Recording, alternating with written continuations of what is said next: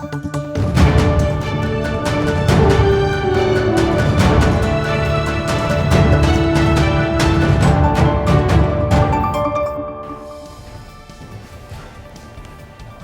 warga Jakarta, ada update apa di Jakarta hari ini? Bersama saya Robi Cahyadi dalam program Berita Jakarta hari ini, Senin 29 Desember 2025 yang akan menghadirkan berita pilihan dan informasi terbaru untuk Anda.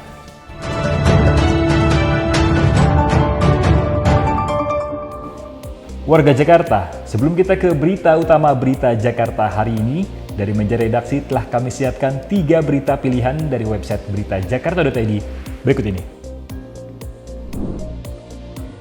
Gubernur DKI Jakarta Pramono Anung resmi membebaskan pajak bumi bangunan, perdesaan, dan perkotaan atau PBB P2 bagi sekolah swasta mulai tahun depan. Pembebasan pajak ini mencakup seluruh jenjang pendidikan swasta, mulai SD, SMP, hingga SMA. Kebijakan yang tertuang dalam Keputusan Gubernur DKI Jakarta Nomor 857 Tahun 2025 ini bertujuan untuk meringankan beban biaya sekolah sehingga anggarannya bisa dialihkan untuk peningkatan kualitas pembelajaran. Ratusan pedagang buah Los C2 Pasar Induk Keramat Jati mulai menempati lokasi penampungan sementara pasca kebakaran. Pihak pengelola menargetkan seluruh pedagang sudah bisa berjualan kembali pekan ini di lahan sisi selatan kantor pengelola. Penyediaan lapak berukuran luas 3 meter persegi ini diharapkan dapat menjaga perputaran ekonomi jelang perayaan Tahun Baru. APBD DKI Jakarta tahun anggaran 2026 resmi diundangkan sebesar Rp81,32 triliun. Jumlah ini mengalami penurunan akibat pemangkasan dana bagi hasil dari pemerintah pusat hampir Rp15 triliun. Meski turun, Pemprov DKI berkomitmen memprioritaskan anggaran untuk penanganan isu strategis, seperti penanganan sampah, pengendalian banjir, penanggulangan kemiskinan, pencegahan stunting, hingga penanganan kemacetan. Anggaran akan digunakan secara optimal agar manfaatnya langsung dirasakan oleh seluruh warga Jakarta mulai awal tahun depan. Untuk informasi selengkapnya, warga Jakarta bisa langsung kunjungi website beritajakarta.id, website berita resmi pemerintah Provinsi DKI Jakarta.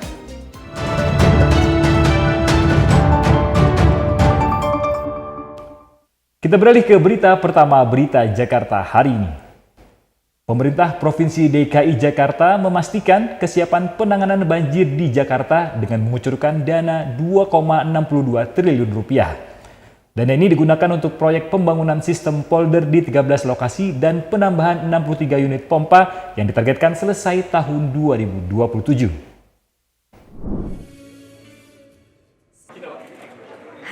Gubernur DKI Jakarta Pramono Anung menyaksikan penandatanganan dan pencanangan kontrak proyek pengendalian banjir Jakarta atau Jaktirta dan NCICD fase A tahap 3 di Balai Kota DKI Jakarta. Sejumlah perusahaan konstruksi besar terlibat dalam proyek yang memiliki total nilai kontrak mencapai Rp2,62 triliun. Gubernur DKI Jakarta Pramono Anung menegaskan, proyek ini adalah komitmen jangka menengah agar Jakarta memiliki ketahanan lebih baik terhadap ancaman banjir dan rob. Pramono menginstruksikan percepatan proses lelang agar pengerjaan fisik bisa langsung berjalan pada awal tahun 2026.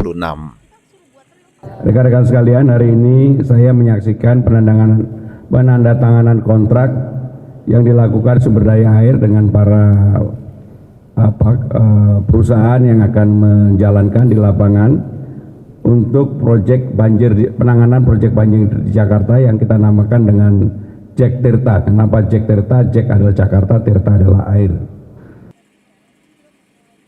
Proyek pengendalian banjir dan rob akan berlangsung hingga akhir 2027.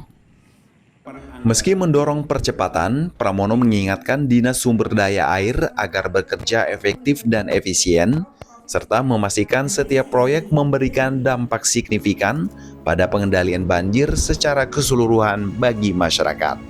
Tim Berita Jakarta melaporkan. Kita beralih ke berita selanjutnya. Warga Jakarta yang berencana berlibur ke kawasan Pulau Seribu, namun masih ragu dengan adanya potensi cuaca ekstrim, kini tidak perlu khawatir lagi. Operasional angkutan laut menuju Kepulauan Seribu saat liburan tahun baru dipastikan telah siap beroperasi dengan memenuhi standar keamanan.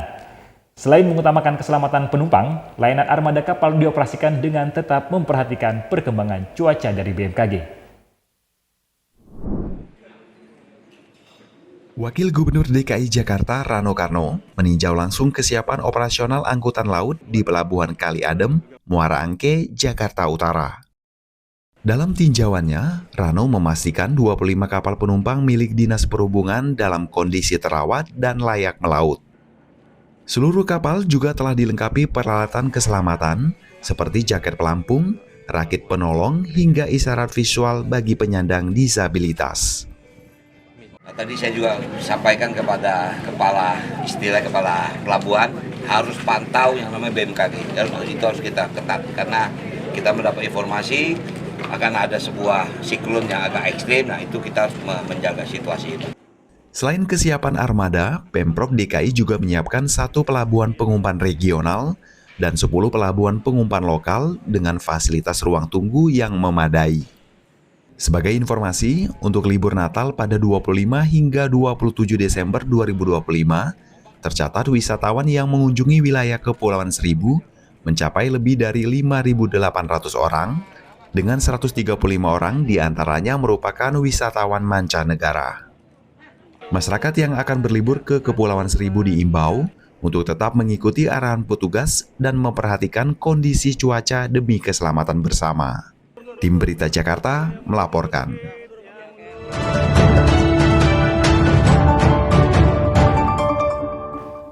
Kita ke segmen Info Jakarta. Bagi Anda yang ingin liburan tahun baru berbeda, Kepulauan Seribu bisa menjadi pilihan tepat dengan menggunakan armada kapal di Sub DKI Jakarta. Menawarkan harga terjangkau dengan waktu tempuh lebih cepat, perjalanan liburan Anda dijamin akan semakin menyenangkan dan berkesan. Segera rencanakan perjalanan Anda dan pesan tiket secara praktis hanya melalui aplikasi Jaketbot.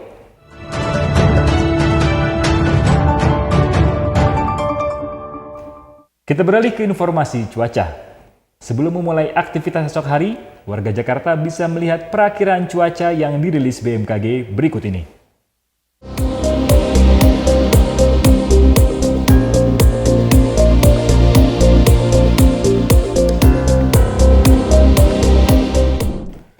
Masyarakat diimbau tetap waspada terhadap perubahan cuaca yang terjadi. Demikian program Berita Jakarta hari ini. Coro Bicayadi dan tim redaksi yang bertugas undur diri. Menyongsong 5 abad Jakarta, jati diri Indonesia, megapolitan dunia. Sampai jumpa.